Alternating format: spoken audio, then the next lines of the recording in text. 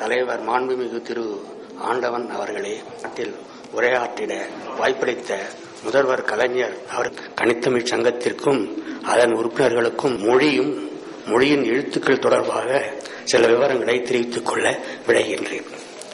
மொழியின் எழுத்துக்கள் முதலில் எழுத்துக்கள் வாக்கியமாக தான் பேசினார்கள். அது எழுத்து என்றால் தெரியாது, சொல் என்றால் தெரியாது. அதன் பிறகு வாக்கியத்தை பிரித்து எழுத்துக்கள் இல்லாத ஒட்டுமொத்தமாக முழு சொற்களாக பேசி வந்த காலம் ஏற்பட்டது.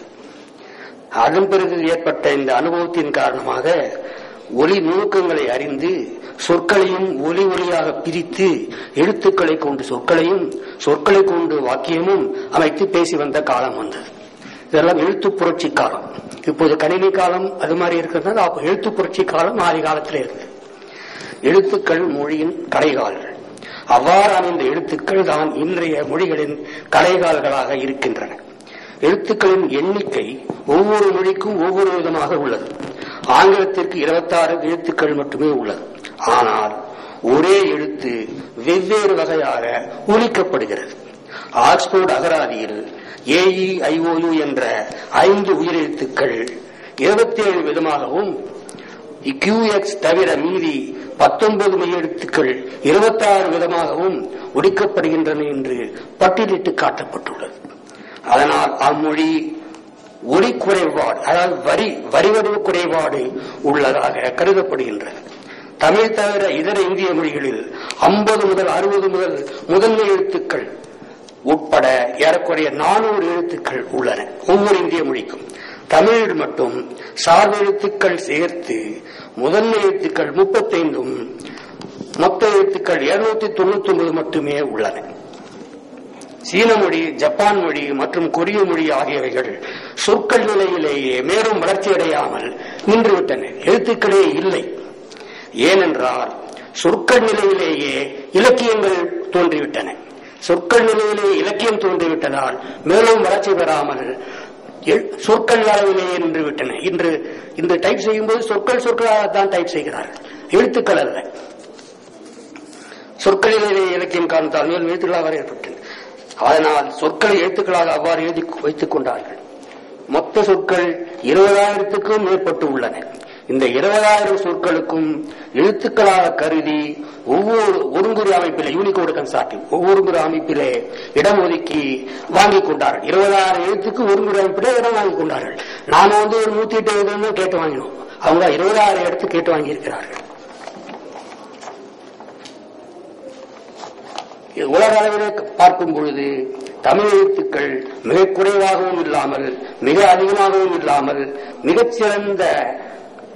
மிகச்சிறந்ததாக அமைந்துள்ளது. இது குறித்து தமிழர்கள் பெருமைப்பட வேண்டும். தமிழன் என்று சொல்லலா, தலைநிமிர்ந்து நில்லலா என்று கூறியதற்கு இதுவும் ஒரு காரணம். மொழிகளின் வாக்கியம் இன்று இவ்வாறு இருக்க, இந்த வாக்கிய அமைப்பு ஒரு மொழி இனத்திற்கும் வெவ்வேறு இயல்புள்ளது. உதாரணமாக இலத்தீன் இனம் ஆங்கில முதலிய மொழிகளுக்கும் கிரேக்க இனத்திற்கும் சீன இனத்திற்கும் ஒவ்வொரு தனி வாக்கிய அமைப்பு என்பது தனித்தனியாக உள்ளது. மொழியின் மேற்பகுதிகள், அதாவது சொற்கள் எவ்வளவு திரிந்து வேறு மொழியாக மாறினாலும் கூட, இலத்தீன் இன்னைக்கு ஆங்கிலமா மாறிவிச்சு, அது மாதிரி வேறு மொழியாக மாறினாலும் கூட அந்த அடிப்படையான வாக்கிய அமைப்பு மட்டும் அப்படியே இருந்து வரும் என்பது இதற்கு காரணமாகும். வட இந்திய மொழிகள் இவ்வாறு சிறப்பான எழுத்துக்கள் அமைந்த தமிழ் மொழி இந்திய துணைக்கண்டம் முழுவதும் சுமார் 5000 ஆண்டுகளுக்கு முன்பிருந்து பேசப்பட்டு வந்தது. மொஹஞ்சதாரோ, ஹரப்பா நகரங்கள் புதையும் அளவிற்கு இயற்கை பேரழிவு ஏற்பட்ட பிறகு தமிழர்களுக்கு ஆதரவும் உதவியும் செய்வதற்காக வந்த ஆரியர்கள் சிலர் இந்தியாவிலேயே தங்கிவிட்டனர் என்று கருத வேண்டியுள்ளது. அதற்கு பிறகு ஆரிய மொழியின் எழுத்துக்களை இந்திய தேவநாகரி எழுத்துக்கள் கொண்டு அமைத்து ஆரிய மொழிக்கு சமஸ்கிருதம் என்று பெயர் சூட்டிக் கொண்டனர். இந்தியாவில் வடபகுதியில் வழங்கிய தமிழ் மொழி ஆரிய மொழியோடு கலப்புற்று பல்வேறு மொழிகளாக காலந்தோறும் திரிந்து தற்போது வட இந்திய மொழிகள் என்று தோன்றிவிட்டன. இந்திய மொழிகள் திராவிட மொழிகளே. அதுபோன்று 1500 ஆண்டு, நான் சொல்றது 2000 ஆண்டுக்கு முன்னால, இப்பொழுது 1500 ஆண்டுகளுக்கு முன்னதாக தென்னிந்தியாவின் வடபகுதியிலே வழங்கிய தமிழ் மொழி ஆரிய மொழியோடு கலப்புற்று இன்றைய தெலுங்கு மொழியும் இன்றைய கன்னட மொழியும் தோன்றின. பின்பு சுமார் 500 ஆண்டுகளுக்கு முன்பு இந்தியாவின் தென்மேற்கு பகுதியிலே தமிழ் மொழி ஆரியத்தோடு கலந்து இன்றைய மலையாள மொழி தோன்றியது. எனினும் இன்னும் இந்த இந்திய மொழிகள், வட இந்திய மொழிகள், தென்னிந்திய மொழிகள், அனைத்து மொழிகளும் அனைத்தும் தமிழ் மொழியின் வாக்கிய அமைப்பினை பெற்றுள்ளன என்பது இங்கு குறிப்பிடத்தக்கதாகும். எனவே இந்திய மொழிகள் அனைத்தும் தமிழ் இனத்தின், அதாவது தற்போதைய திராவிடம் என்று கூறப்படும் இனத்தினை சார்ந்த திராவிட மொழிகளாகவும், இந்தியாவே திராவிட நாடுதான், இந்திய மொழிகள் அனைத்துமே திராவிட மொழிகள் தான் என்பதை நான் இங்கே கூறிக்கொள்ள விரும்புகின்றேன். தமிழ் மக்களுக்கு சிலை இந்திய தேவநாகரி எழுத்துக்களை ஏற்றுக்கொண்டு அடிப்படையில் வெளிநாட்டு மொழியாக உள்ள ஆரிய மொழியை, சமஸ்கிருதத்தை கற்றுக்கொண்ட ஒரு சில திராவிடர்களே தம்மை ஆரியர்கள் என்று கூறிக்கொள்வது விந்தையிலும் விந்தியாக இருக்கிறது. ஏனென்றால் ஆரிய மொழி யாருக்குமே இந்த தாய்மொழி கிடையாது. திராவிடர்கள் தான் ஆரிய மொழியை கற்றுக்கொள்கிறார்கள், ஆனால் தன்னை ஆரியர்கள் என்று கூறிக்கொள்கிறார்கள். ஒரு மொழியின் உயிர் பேசும் உதட்டிலும் கேட்கும் காதிலும் தான் இருக்கின்றது என்று எழுதுகோலிலும் கண்ணிலும் இல்லை என்று மொழியறிஞர்கள் கூறுகின்றார்கள். இதை மெய்ப்பிக்கும் விதமாக காலம் காலமாக நமக்கு ஏற்பட்ட இன்னல்களையும் துயரங்களையும் அனைத்தையும் மீறி தற்போதைய தமிழ்நாட்டு பகுதியில் வழிக்கின்ற தமிழ் மக்கள் மேற்காணும் மொழிகளுக்கெல்லாம் இடமாற்றம் தராமல் தொடர்ந்து உரையாடி பேசி தமிழ் மொழியை பல்லாயிரம் ஆண்டுகளாக தமிழை காத்து வந்த பெருமையை பெற்றுள்ளார்கள் தமிழ்நாட்டு மக்கள். எனவே உழைப்பாளர் சிலை வைத்து பெருமைப்படுத்தியதை போன்று தமிழ் மக்களுக்கு ஒரு சிலை வைத்து தமிழர்களை பெருமைப்படுத்த வேண்டும். செம்மொழி வாழ்க, வளர்க, ஓங்குக. தமிழ் மொழிக்கு செம்மொழி என்ற தகுதி பெற தமிழறிஞர் பரிமார் கலைஞர் ஏறக்குறைய 100 ஆண்டுகளுக்கு முன்பு தொடங்கி வைத்தார். அந்த பணியை இன்றைய முத்தமிழ் கலைஞர் அவர்களின் தளராத தொடர்ந்த நடவடிக்கைகளால் இந்திய அரசு கடந்த 2004ஆம் ஆண்டு தமிழ் மொழிக்கு செந்தமிழ் என்ற தகுதியை வழங்கியது. செம்மொழி என்றால் சுதந்திரமான மொழி என்றும், எம்மொழியும் சாராமல் தனித்து இயங்க வல்ல மொழி என்றும் பொருள்படும். செம்மொழியை வாழ வைத்த பெருமை மக்களை சாரும்.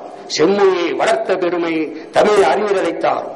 செம்மொழியை ஓங்க வைக்கும் பெருமை முத்தமிழ் காவலர் தமிழக முதல்வர் கலைஞர் அவர்களை சாரும். தற்போது உள்ள விசைப்பலகை அமைப்புகள், இப்போது விசைப்பலகை கருத்துருக்களுக்கு முன்னால் இப்போது என்ன விசைப்பலகை இருக்கிறது ஒரு சொல்கிறேன். தற்போதுள்ள விசைப்பலகை அமைப்புகள் தற்போது கீழே விவரிக்கப்பட்டுள்ளன.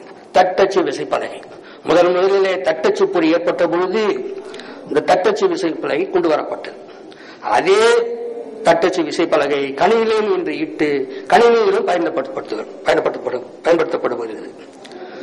தனியார் அலுவலகங்களிலும் அரசு அலுவலகங்களிலும் பெருமளவிலேயே பயன்பாட்டை தொடர்ந்து இந்த தட்டச்சு மொழி பயன்பாட்டில் இருந்து வருகிறது. அடுத்ததாக ஒலியியல் விசைப்பலகை அமைப்பு. முதலில் இந்திய அரசு அனைத்து இந்திய மொழிகளுக்கும் ஒலியியல் முறையில் கா அடிச்சு ஆ அடிச்சா கா அடிச்சு ஈ அடிச்சா கீ ஆயிடும். தானா இது குறியில போட வேண்டியதில்லை. ஈ அடிச்சாலே கீ ஆயிடும், ஊ அடிச்சாலே கூ ஆயிடும். அது ஒலியியல் முறை. இந்த ஒலியியல் முறை வடிவமைத்து அறிமுகம் செய்து சாதனை படைத்தது. இதை கண்டுபிடிப்பதற்கு நாம் நன்றி செலுத்திட கடமைப்பட்டுள்ளோம். இந்த ஒலியியல் விசை பலகை விண்டோஸ், ஆப்பிள், லைனக்ஸ் போன்ற இலக்க மேடைகளில் தானமயமாக நிறுவப்பட்டுள்ளது. இந்த விசைப்பலகை அமைத்த பிறகு இந்திய தரைக்கழகத்தால்